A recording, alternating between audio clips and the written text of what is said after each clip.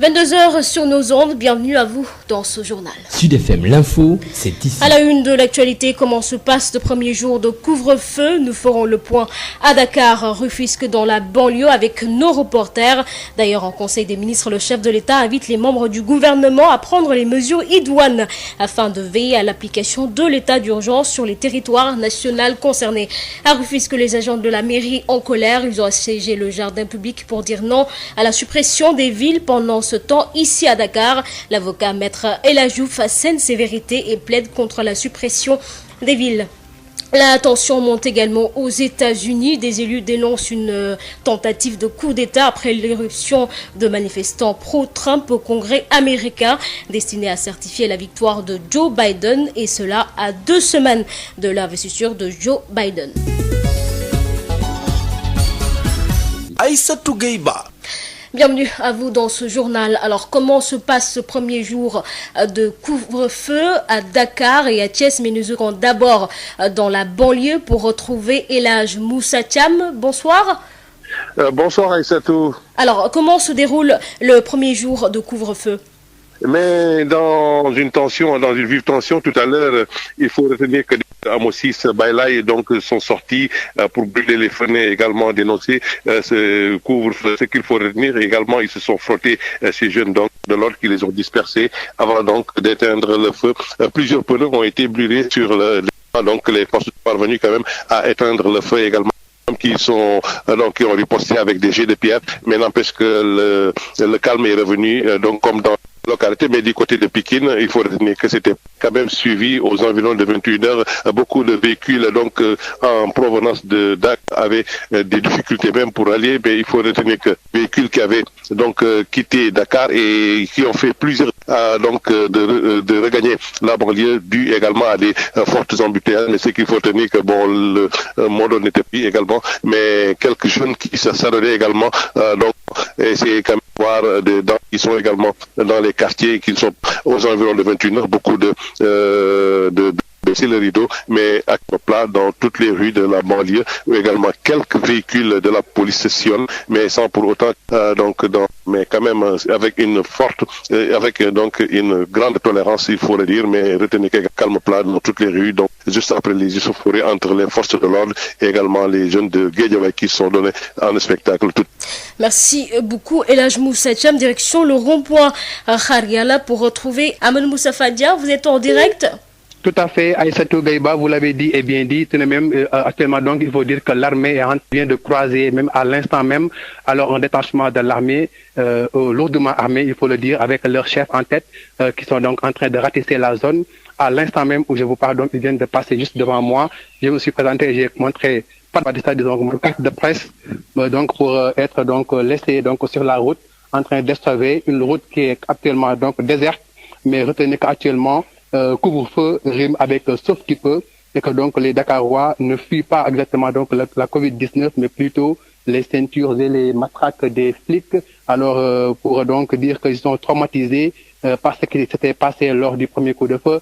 D'ailleurs même c'est ce qui a occasionné des scènes de révolte, parce qu'on signale que actuellement donc au niveau de certaines rues de Grand Yoff, des HLM, mais aussi donc même au niveau de Néar-Italie et aussi de Grand Dakar, il y a eu quand même des personnes, bien des jeunes qui ont brûlé des pneus sur la route pour un peu donc entraver l'action des forces de l'ordre qui sont pourtant bien intentionnées cette fois-ci, qui n'ont pas donc usé de violence ou de force pour donc contraindre les populations à rester chez elles, mais n'empêche les populations certainement n'ont pas compris cette démarche. Et là donc on nous a signalé des cas de débordement dans certaines localités donc de la capitale Dakar, qui est toute silencieuse aujourd'hui avec ce premier jour de couvre-feu. Retenez aussi que le couvre-feu rime avec calvaire et donc autres galères, car beaucoup donc de problèmes de transport et d'embouteillage ont été signalés, tenez même pour simple donc convoiturage de taximans allant donc du rond-point Liberté 6 au passage Asseni. Il faut débourser 2000 francs. C'est vous dire que donc les frais ont été augmentés et même doublés ou même triplés pour donc à retourner chez soi avant l'heure fatidique du couvre-feu, donc 21 heures. Actuellement donc, comme je l'ai dit, c'est carrément le calme plat. Toutes les boutiques, tout le commerce sont fermés. Et retenez aussi que par rapport à cela, Il y a eu aussi donc un certain stress qui a gagné les populations avant l'heure de 21h, donc l'heure fatidique.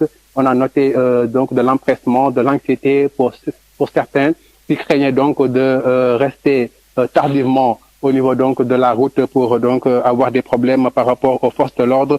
Il faut aussi signaler que certaines personnes probablement causées au niveau des gares routières puissent avoir des effets contraires escomptés par rapport donc au rassemblement là. Ils se disent que en fait ces personnes qui se rassemblent pour au niveau donc des bousculades pour avoir une place au niveau des cars rapides ou bien des donc cars Ndiaga Ndiaye pour même augmenter les pics de contamination par rapport donc à ce qu'on a eu depuis le début de la pandémie.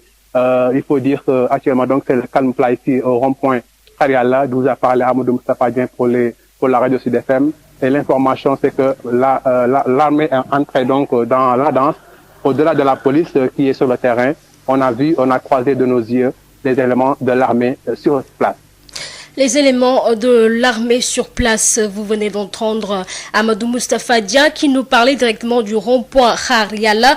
Un couvre-feu qui rime avec le sauve-qui-peut, des scènes de révolte notées dans certaines rues de Grand Yoff. Des jeunes ont brûlé des pneus. Les frais de transport ont été également doublés ou triplés.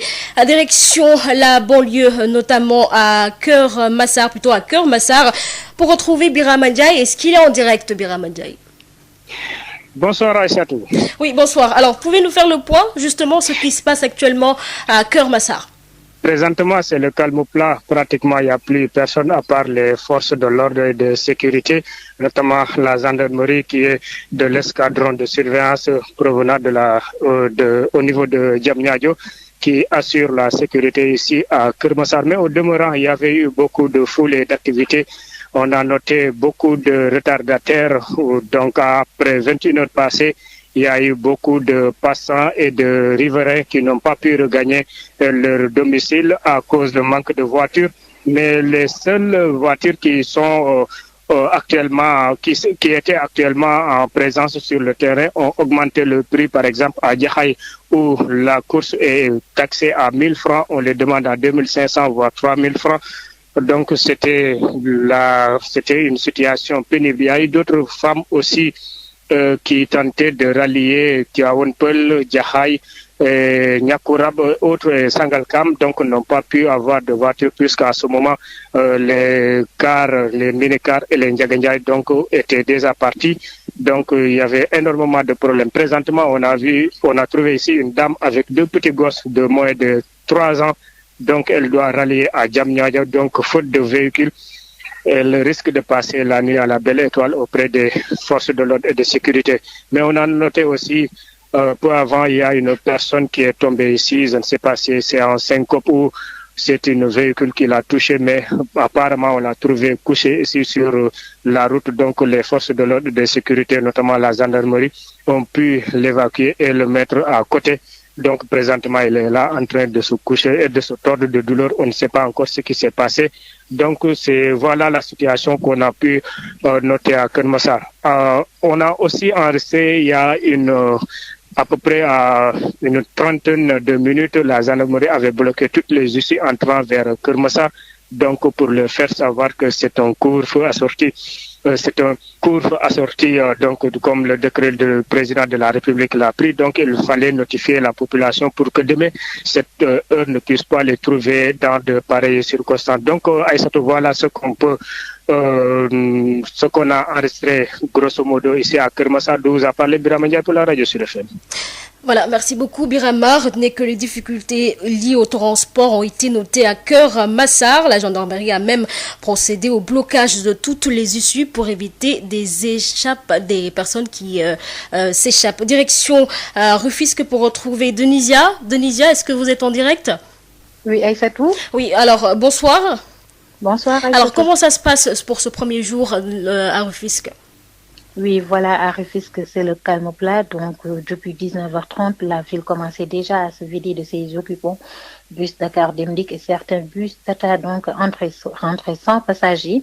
Et donc, chacun a tenté de se débrouiller, donc, pour trouver soit un véhicule, voilà, essayer de rentrer chez lui avant 21h.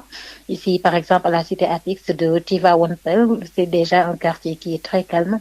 Donc, tous les habitants se sont déjà enfermés, voilà, de même que les boutiques. Voilà la situation ici à Rufisque-Aïssatou. Merci beaucoup Denisia Sambou, direction Thiès pour retrouver Babacar Ndao. Babacar Ndao qui doit également faire le poids sur ce premier jour de couvre-feu. Comment est-ce que les populations de Thiès vivent ce premier jour de couvre-feu? Babacar Ndao qui doit certainement venir dans quelques secondes. Babacar Ndao, que nous attendons sur ce premier jour de couvre-feu. Comment est-ce que les populations vivent ce premier jour? Est-ce qu'il y a des tensions notées? Parce qu'on entend on entend parler de certaines manifestations. Est-ce que Thiès est concerné par ces manifestations-là? Nous attendons Babacar Ndao qui doit nous certifier sur cette situation, ou plutôt la situation qui prévaut actuellement à Thiès. Babacar Ndao que nous attendons. Babacar Ndao, vous êtes en direct. Oui, bonsoir. Oui, bonsoir. Bonsoir, vous l'avez dit, hein, la situation, déjà retenez que la première heure est bien respectée ici à Thiès, hein, depuis, disons, 21 heures. Déjà, quelques-uns de cette terre rencontrés dans les rues de Thiès, mais nous avons fait pratiquement le tour de la ville. Présentement, nous nous trouvons en face du camp, disons, des policiers, le camp tropical de Thiès, en face du quartier Diamaguène, où nous avons fait un tour.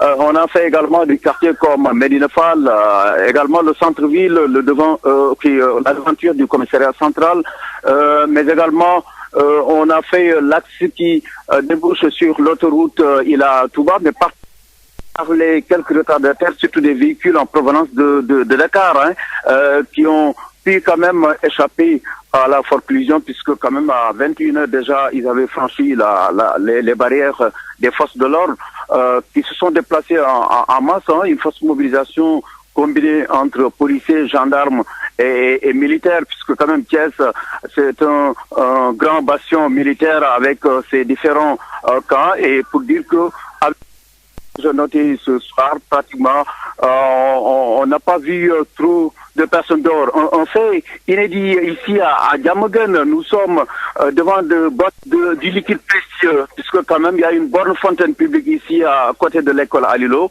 Ces bonnes dames-là ne sont pas inquiétées malgré la présence des forces de l'ordre, puisque quand même ils pensent que l'eau est une source de vie. Il faut qu'ils sortent à cette heure pour pouvoir s'approvisionner en eau potable. Donc c'est un fait, hein, ici à Thiès, où le problème d'eau se pose avec acuité. Mademoiselle, vous parlez français? Oui. Voilà, comment vous vous appelez? Marianne. Marianne, on est ici au quartier Diamaguène. Oui. Voilà.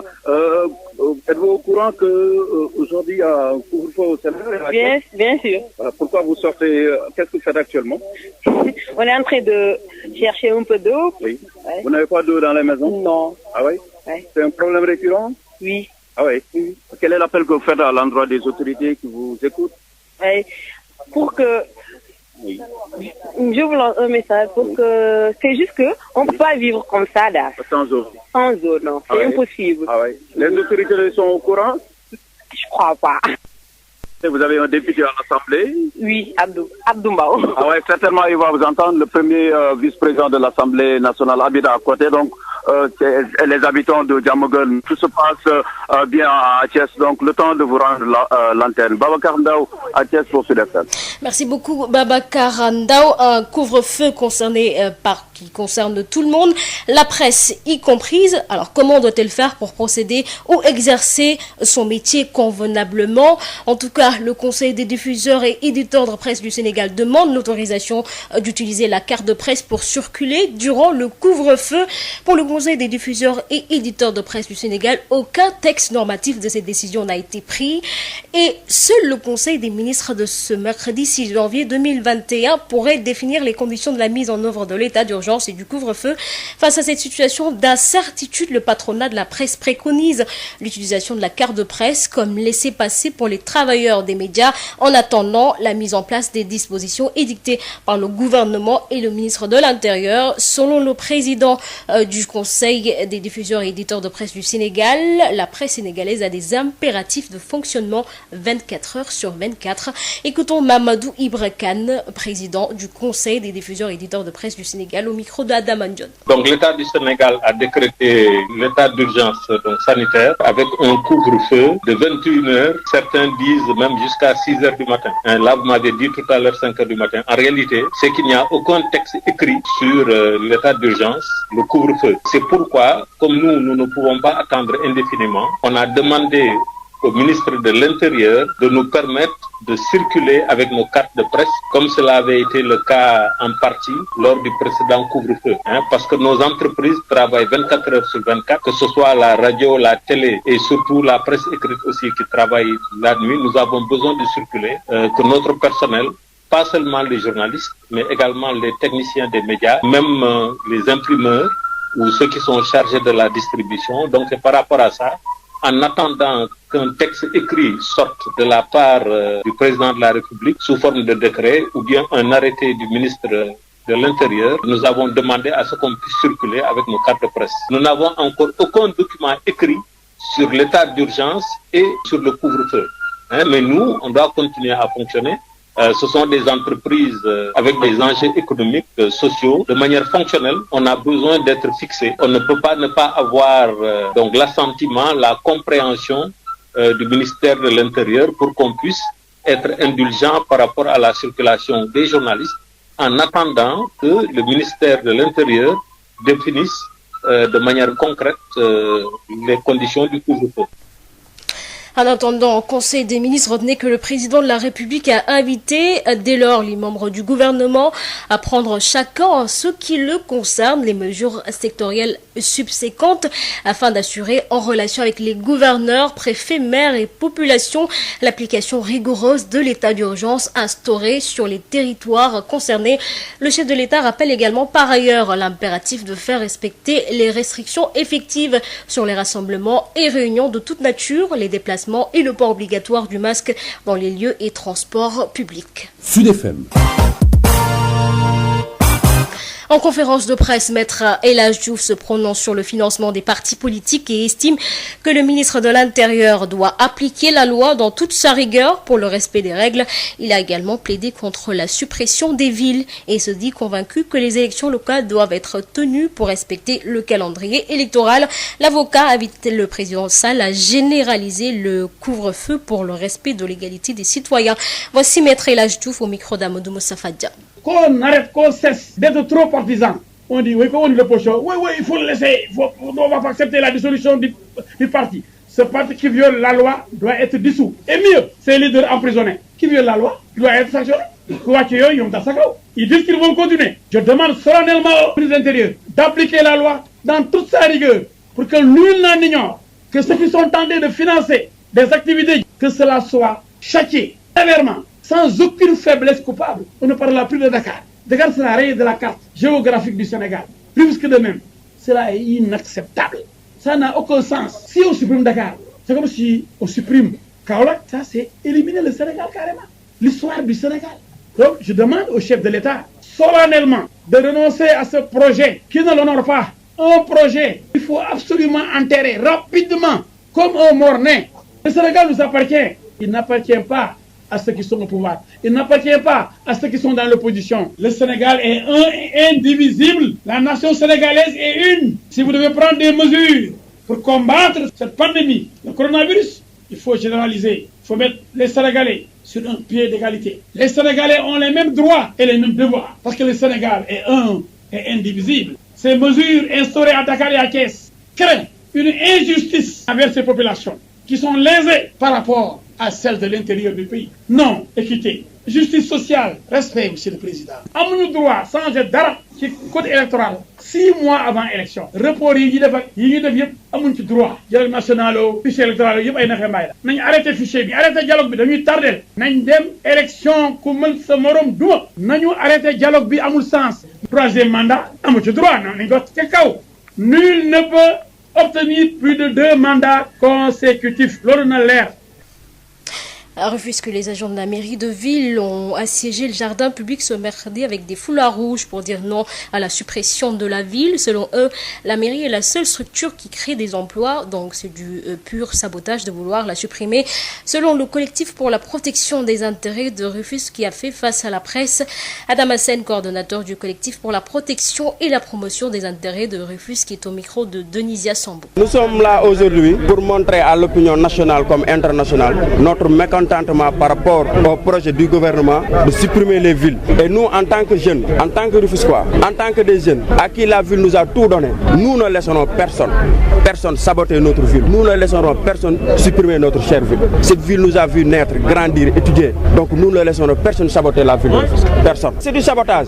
Parce que je pense que l'urgence est ailleurs. Les Sénégalais sont fatigués. Et la mairie est la seule structure actuellement à Rufisque qui crée de l'emploi. Les entreprises ne créent pas de l'emploi parce que l'État ne les accompagne pas pour pouvoir participer à la distribution de revenus. Donc si la mairie a une vocation sociale en train d'aider la population rufisquoise, en train de recruter, je pense qu'il devait y avoir une autre formule de faire tout pour renforcer la ville, renforcer également les différentes communes qui existent à Rufisque, plutôt de nous parler d'une suppression. Donc nous ne saurons l'accepter, nous ne l'accepterons jamais. D'ailleurs, si l'État maintient sa position, nous allons passer à la vitesse supérieure.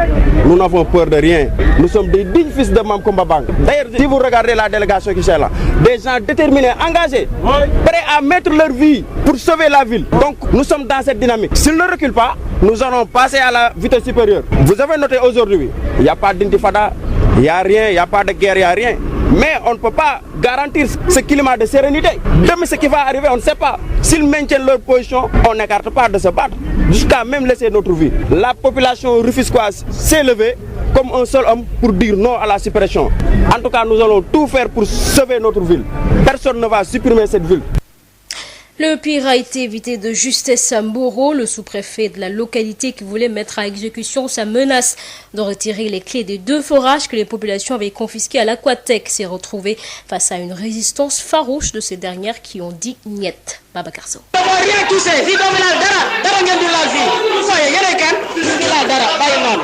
Le pire a été évité en cette fin de matinée à Mboro dans le département de Tivaouane. En cause, la menace du sous-préfet de la localité qui voulait mettre à exécution la fermeture des 2 forages que les populations avaient retirés aux gestionnaires de l'Aquatec. C'était sans compter sur la détermination des populations qui ont dit niet au sous-préfet, accompagné du maire de Mboro, du commandant de la brigade de gendarmerie et d'un huissier.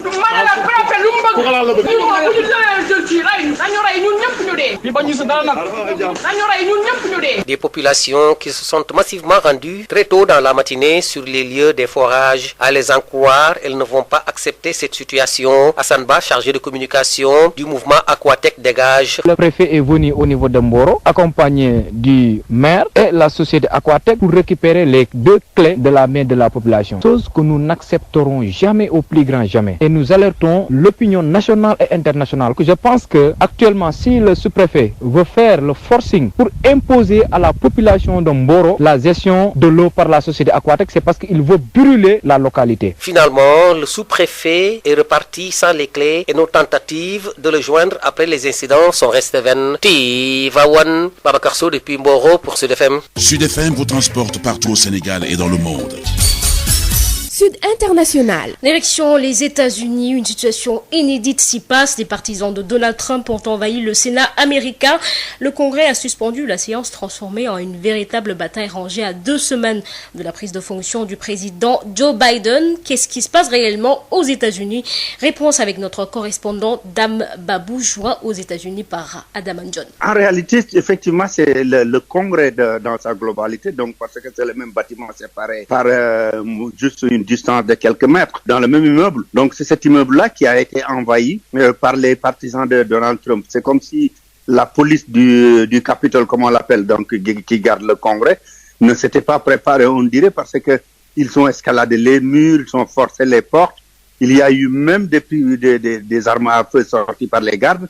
pointé à des manifestants. Ces manifestants sont à l'intérieur en ce moment par centaines, d'autres même pas, peut-être voire même par milliers autour du siège du Congrès. C'est une situation absolument inédite. Même l'ancien patron de la police de la capitale américaine, Washington DC, il vient d'intervenir dans une télévision pour dire que ça, depuis la guerre du Vietnam, même peut-être avant, on n'a jamais vu quelque chose comme ça. La police essaye tant bien que mal de bloquer ceux qui sont encore à l'extérieur, et les congressmen, c'est-à-dire les sénateurs et les représentants, ont été bloqués à l'intérieur, et les services de sécurité leur ont demandé vraiment de rester à l'intérieur, de s'enfermer, même s'il le faut, de rentrer sous le fauteuil dans la salle. Plus grave encore, vice-président des États-Unis, Mike Pence, qui est statuairement le président du Sénat, qui donc dirigeait la réunion qui devait certifier et officialiser l'élection de Joe Biden, mais il a été évacué parce que lui-même, il fait l'objet d'attaques verbales de Trump depuis une heure de temps, et les partisans de Trump menacent son propre vice-président parce que ce dernier, Mike Pence, a refusé une instruction de Trump qui lui disait que c'est comme vous qui dirigez la réunion, il faut annuler les certificats et qu'on retourne au niveau des États, on change tout et on reste au pouvoir. Mais Mike Pence a sorti une déclaration officielle publique pour dire que je n'ai absolument aucun pouvoir. La Constitution ne me confère aucun pouvoir pour faire quelque chose de ce genre. Depuis lors, il est devenu l'ennemi numéro 1 des partisans de Trump. Il est même évacué. Voilà, à 22h28, passons à la rubrique Info Santé avec Josette Kali. Yotox anti-moustique pour le corps, les vêtements, les rideaux et draps vous protège contre les moustiques chez l'adulte et l'enfant. Val d'Afrique vous offre votre journal de la santé. Bonjour. Le réseau Oyofal Padji, qui encadre les mutuelles de santé dans les régions de Kaffrine, Fatick, Thiès et Kaolack, a organisé un atelier qui a regroupé 56 participants mutualistes et représentants des institutions financières. Boubacar Gassama, le responsable de Oyofal Padji, chargé du suivi et de l'évaluation, nous explique l'importance de cet atelier. Quand on mettait en place le réseau en 2005, c'était en fait pour permettre aux différentes organisations de mettre en synergie leurs moyens, leurs actions pour que véritablement la mutualité au niveau de Kaolack puisse prospérer. C'est dans ce sens que nous avons eu la possibilité, l'opportunité d'avoir un partenaire, Solidarité Socialiste, qui est basé en Belgique et qui appuie les organisations communautaires de base dans plusieurs thématiques, dont la thématique santé, en passant par les organisations mutualistes. C'est dans ce sens que nous avons été véritablement cooptés par cette ONG belge pour accompagner les mutuelles, mais les mutuelles affiliées également au réseau Oyofal Padji. Nous sommes liés avec 4 programmes. Au départ, c'était des programmes trimestriels, mais par la suite, on est passé à des programmes quinquennales. Donc le dernier programme, 2017-2021, qui va se terminer en 2021, avait mobilisé un ensemble de moyens qui puissent permettre aux organisations mutualistes affiliées au réseau et même aux unions départementales de la région de Kaolack, en tout cas d'avoir les moyens logistiques pour se déployer sur le terrain, mais également avoir des financements pour pouvoir mettre en application leurs activités de renforcement de capacité, leurs activités de sensibilisation, mais leurs activités de plaidoyer. Ibrahima Diallo, le président de l'Union des mutuelles de santé du département, estime que le taux de pénétration est insuffisant au niveau des mutuelles et pour le booster, les chefs religieux, les leaders d'opinion et les institutions financières doivent aider ces mutuelles de santé à sortir de leurs difficultés. Ibrahima Diallo, que nous écoutons. On a invité des personnalités leaders parce qu'on a jugé que vraiment avec ces personnalités-là, on peut encore booster le taux de pénétration au niveau des mutuelles de santé. Donc c'est des chefs religieux, des chefs de village, des présidentes de groupements, essayer d'échanger avec elles pour qu'au retour, que chacun d'eux puisse sensibiliser davantage la population pour adhérer à la CMI. Même on a invité des représentants d'institutions financières comme les microfinances parce qu'on a pensé au couplage entre mutuelles de santé et institutions financières parce que vous savez que l'institution financière assure presque l'économie et à travers des prêts. Mais quand on a un prêt aussi, on n'a pas une couverture maladie aussi. Quand on tombe malade, est-ce qu'on pourra payer ce prêt? Donc si on essaie de faire ce couplage-là, donc en prenant le prêt, donc on peut soutirer un montant pour aller adhérer à la mutuelle, pour sécuriser au moins. C'est dans cette optique qu'on a invité ces microfinances. Merci de nous avoir suivis. Nous vous donnons rendez-vous demain pour un nouveau numéro de Info Santé. Biotox anti-moustique pour le corps, les vêtements, les rideaux et draps vous protège contre les moustiques chez l'adulte et l'enfant. Val d'Afrique vous a offert votre journal de la santé.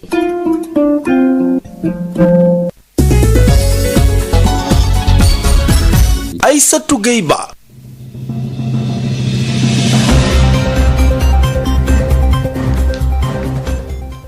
Un premier jour de couvre-feu à Dakar et à Thiès marqué par des scènes de révolte dans certains territoires, des sauve-qui-peut, des frais de transport doublés, triplés et inaccessibles. Le sauve-qui-peut pour éviter les forces de l'ordre, traumatisme du premier couvre-feu instauré. D'ailleurs, en Conseil des ministres, le chef de l'État invite les membres du gouvernement à prendre les mesures idoines afin de veiller à l'application de l'état d'urgence sur les territoires concernés. À Rufisque, les agents de la mairie en colère, ils ont assiégé le jardin public pour dire non à la suppression des villes. Pendant ce temps, ici à Dakar, l'avocat maître Elhadj Diouf assène ses vérités et plaide pour la suppression, contre la suppression des villes. La tension monte aux États-Unis.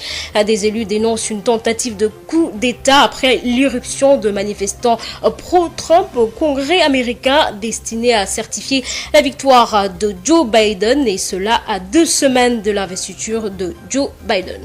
Voilà, c'est la fin de ce journal. Merci de l'avoir suivi. Merci également à Papa Abdoulaye Dieye qui en a assuré la mise en onde. Retrouvez Adam John à 0h pour le prochain bulletin d'information en français et en wolof, bien entendu.